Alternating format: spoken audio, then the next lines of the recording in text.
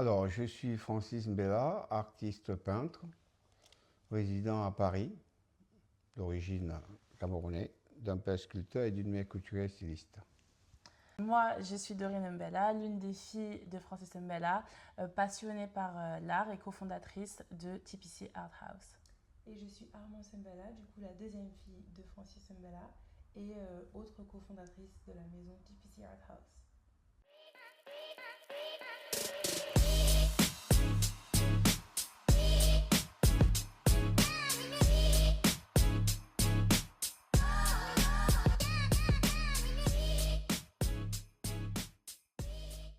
Donc pour commencer, est-ce que tu peux nous citer la technique que tu as inventée ainsi que le mouvement dont tu es à l'origine? Alors, j'ai mis en œuvre dans les années 80, je me suis lancé dans la recherche de nouvelles formes d'expression. Et de là, j'ai créé la technique du tapioca.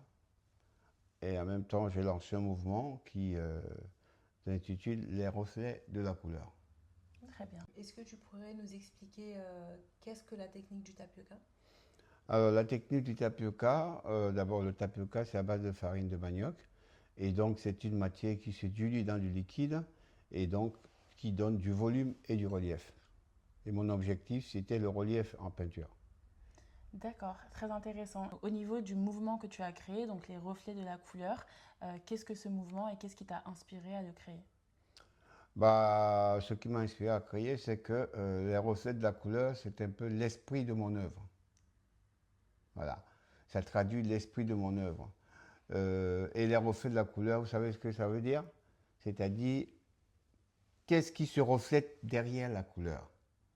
Voilà, D'accord. c'est pas seulement ce qui est beau, mais qu'est-ce qui se reflète derrière la couleur? Voilà. Donc c'est vraiment plus que ce qu'on voit, c'est vraiment ce que l'œuvre va te faire Oui, ressentir. Je pense que ce qu'on peut voir à travers ton art et tes œuvres, c'est que c'est pas juste des œuvres qui sont faites pour être observées, mais c'est vraiment des œuvres qui donnent des émotions et qui sont faites pour être ressenties bien plus que juste regardées. Et à travers le relief grâce au tapioca et le mouvement, les reflets de la couleur, on voit très bien ce concept de vraiment ressenti plus que d'observation. oui. Je pense que c'est bien dit. Le ressenti est l'acte majeur dans la manière d'approcher mon œuvre. Ok.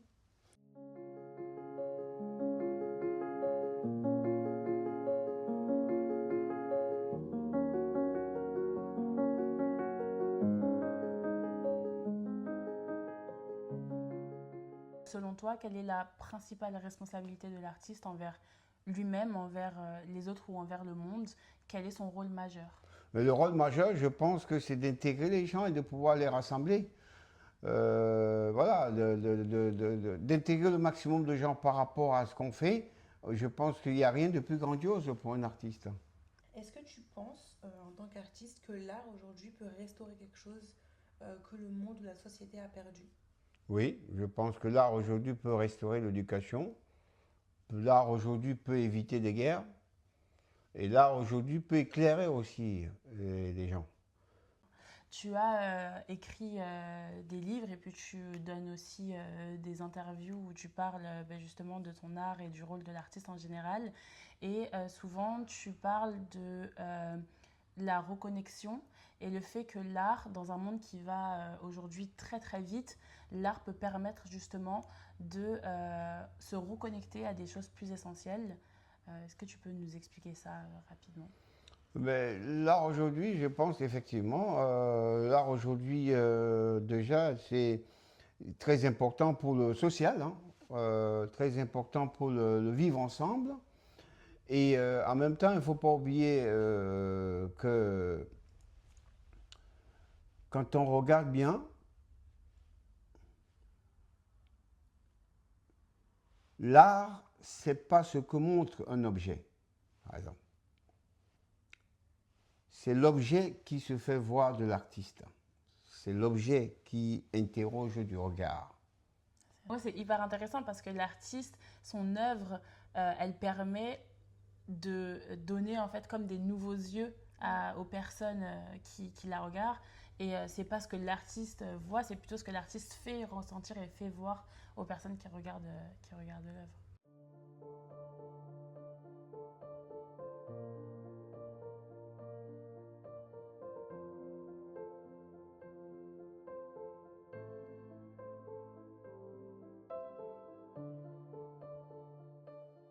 Si tes œuvres avaient leur propre langage et qu'elles pouvaient s'exprimer, quel est le message principal qu'elles transmettraient?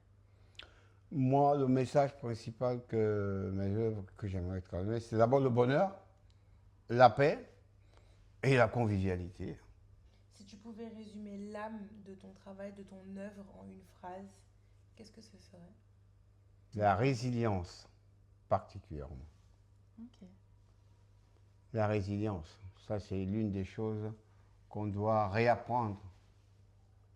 On doit réapprendre à vivre. Est-ce que toi, l'art ou ton œuvre, c'est quelque chose qui t'a permis de trouver la résilience et la sérénité? Oui,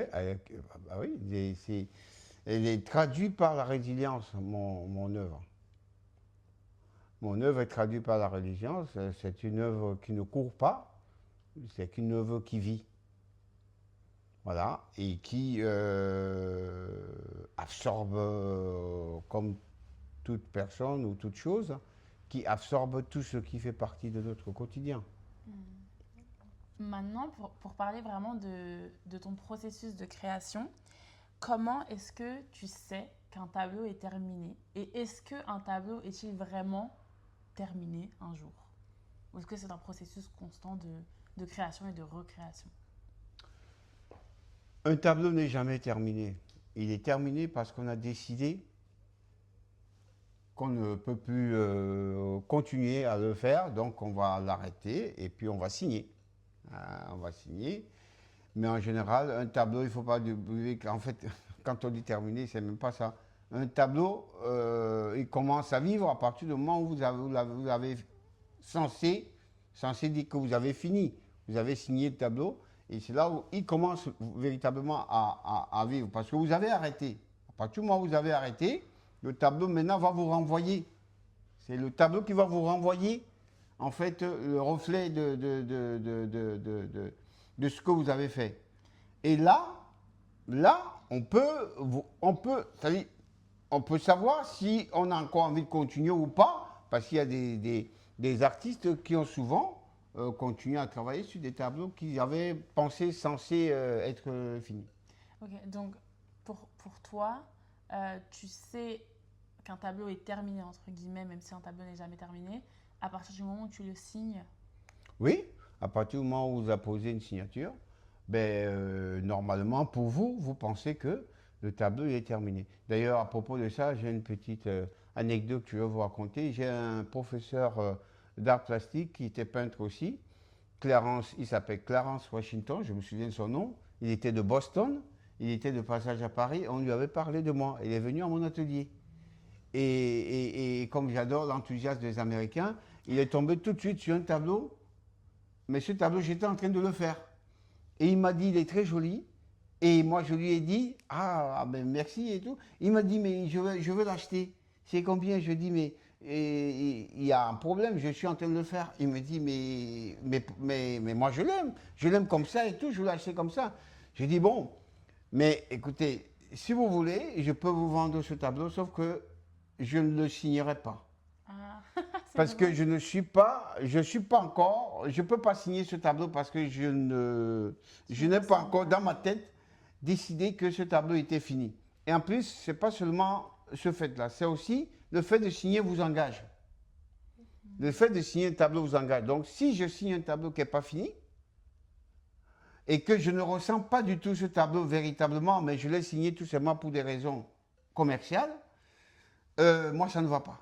Et il a trouvé ça incroyable. Ça, c'est hyper intéressant. C'est cette idée de le tableau qui naît en fait une fois que tu l'as signé.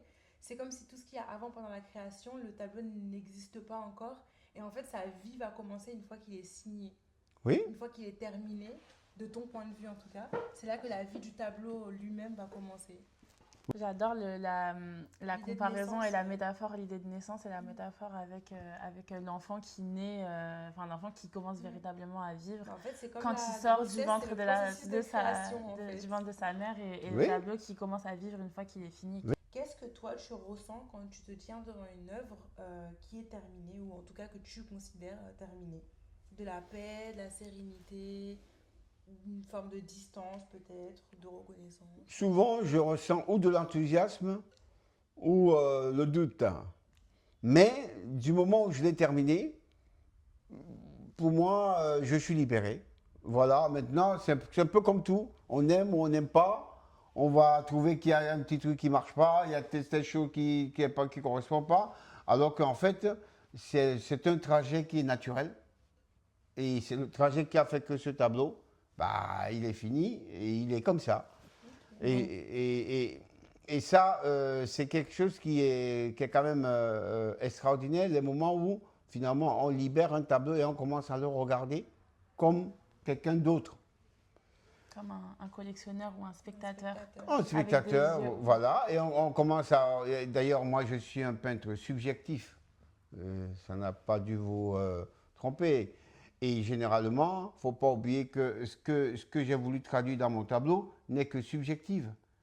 Il y a une personne extérieure qui peut avoir peut-être une traduction qui va même finalement, souvent j'ai eu ça, dire ah mais oui, c'est vrai que la manière dont tu le vois, c'est peut-être beaucoup plus comme ça que moi Et ben, je l'ai interprété, mais c'est quand même moi l'auteur de l'œuvre. mais ça, c'est la hyper plus belle intéressant différence. parce que moi, je sais que je parlais de ce tableau justement avec quelqu'un.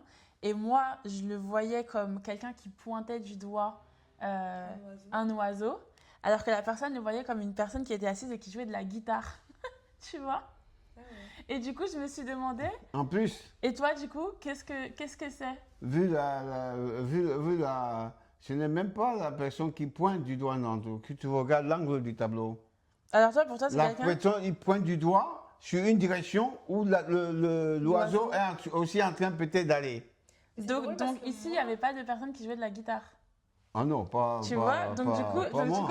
c'est drôle parce que on a tous des interprétations complètement différentes. Et toi, quand tu vois ce Bah, tableau, moi, à par quoi tu exemple, penses? la plupart des tableaux, je pense pas à une situation, ils me font juste ressentir quelque chose. D'accord. Quand je vois ce tableau, je vois ni un oiseau qui vole, ni quelqu'un qui pointe, mais je ressens comme par exemple la liberté, Ouais. tu vois, ou l'exploration, c'est ça, l'exploration, tu vois, aller à l'aventure. La plupart des tableaux me font ressentir quelque chose plus que voir quelque chose. On voit dans ton processus de création et également dans tes œuvres que la liberté, ça prend une place très importante. Est-ce que tu donnes des titres à tes tableaux? Et si oui, est-ce que c'est des titres qui sont figés dans le temps? Ou est-ce que par exemple quand un collectionneur l'achète, tu laisses libre cours à son imagination et il peut renommer le tableau comme il veut? Ah non, par contre, là, c'est différent. Un collectionneur ne peut pas renommer le tableau d'une manière officielle. Un tableau n'a jamais deux titres. Un tableau a un titre original qui vient de l'auteur. Mais tout le monde peut interpréter ce tableau À sa manière. à sa manière.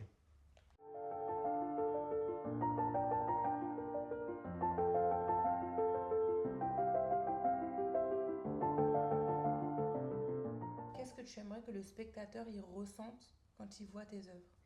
Alors, ce que j'aimerais, c'est que le spectateur lui-même se retrouve dans mon œuvre. Comme on disait tout à l'heure, il faut qu'il soit maître de mon œuvre. Je fais une œuvre pour que chacun puisse se reconnaître comme si c'était lui qui avait fait cette œuvre. D'accord. C'est intéressant.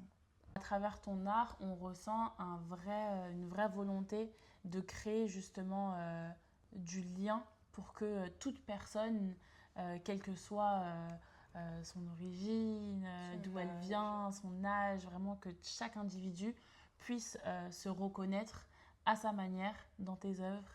Je pense que c'est quelque chose de très beau, c'est un message très beau qu'on peut découvrir à travers tes œuvres et aussi ton discours.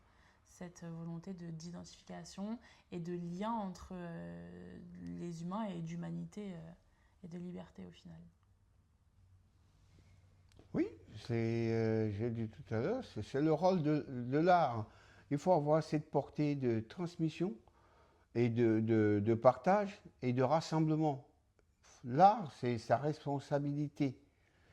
Et à partir de ce moment, comme on disait, je parlais tout à l'heure au début, de l'état d'un artiste, c'est l'état d'un artiste qui est important. On ne fait pas l'art pour l'art. Je pense que pour moi, ce n'est pas intéressant pour moi. On fait l'art parce qu'il y a quelque chose qu'on a envie de partager, qu'on a envie de faire comprendre, qu'on a envie de transmettre. Est-ce que tu vois la peinture, toi qui parles de messages, de rassemblement, etc., est-ce que tu vois la peinture comme une forme de méditation peut-être, de rituel ou de résistance? Bah, la peinture, c'est plus que ça. C'est une arme pour la paix. C'est énorme. C'est une arme pour la paix parce que quand on parle de la paix, dès qu'il y a la paix, tout le monde se rassemble. Les gens ne sont plus divisés, les gens ne sont plus inégaux, ainsi de suite. La paix rassemble toujours généralement tout le monde et apaise. Parce que l'humain, il est comme ça. Toucher l'humain, c'est quelque chose de très, très, très profond, très haut. Voilà. C'est un beau message et moi, enfin, personnellement, je pense que c'est l'un des plus beaux messages qu'on peut faire passer à travers une création. C'est vraiment de rassembler et d'être un symbole de paix et un outil de paix, de partage et de rassemblement. Et c'est quelque chose qui se voit et qui se ressent dans tes œuvres. Du coup, on peut dire par rapport à la mission, à la responsabilité de l'artiste, que les artistes sont des messagers de la paix, au final. Oui, les artistes, en fait, c'est le destin et le rôle d'un artiste. C'est ça que j'ai étudié effectivement ce mot paix, parce que dans la paix, il y a quand même, c'est une famille qui rassemble beaucoup de choses, qui rassemble le bonheur, qui rassemble la tolérance, qui rassemble la résilience. Et je pense que la paix, c'est un mot très fort. Oui, en effet. Totalement d'accord. La paix, c'est un peu comme l'humain. Quand tu arrives à atteindre un degré humain, c'est vraiment très très haut. Voilà. Dans un monde qui va vite et de plus en plus vite, où on ne prend pas forcément le temps des choses, je trouve que ton œuvre, elle invite à la lenteur, dans le bon sens du terme, et à la reconnexion. Est-ce que cette lenteur et cette reconnexion est essentielle pour toi, que ce soit dans ta vie personnelle, mais aussi dans ton processus de création? Il n'y a pas des œuvres rapides, des œuvres lentes. Toute œuvre a besoin de temps pour exister. L'œuvre, c'est un peu comme un être humain. Il a besoin de temps pour arriver à maturité, pour que Dieu puisse lui donner la possibilité finalement de vivre ou de naître même. Et une œuvre, c'est pareil. Moi, je suis convaincu qu'il n'y a pas de magie là-dessus, il n'y a pas de miracle pour créer une œuvre. Okay. C'est le temps, on a besoin de temps. Parce que l'œuvre, c'est aussi un témoignage, il ne faut pas oublier. Un témoignage d'un certain temps, d'une certaine génération, et ainsi de suite et tout. Donc, le facteur temps, effectivement, on ne peut pas complètement le mettre à l'écart. Tu parlais juste avant de témoignage, ce que je trouve très intéressant, surtout quand on parle d'art. La question qui se pose, ce serait de savoir où tu puises, où tu trouves ton inspiration pour faire tes œuvres. Est-ce que c'est dans ta mémoire personnelle, donc ton histoire de vie, ou est-ce que c'est dans l'histoire collective, donc la mémoire un peu historique? Comment tu trouves ton inspiration?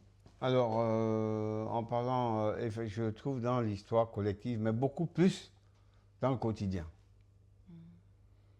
Parce que je suis quelqu'un qui se remet en cause presque en permanence. Si vous regardez bien, je n'ai pas de code pour pouvoir faire des œuvres. J'ai plutôt le temps et la vie du quotidien avec moi pour pouvoir faire les œuvres. Et donc, quand j'entame une œuvre aujourd'hui, demain, il faut que je me remette en cause pour continuer à pouvoir le faire. Et c'est de plus en plus comme ça et c'est permanent. Okay, et c'est le quotidien en priorité qui m'inspire.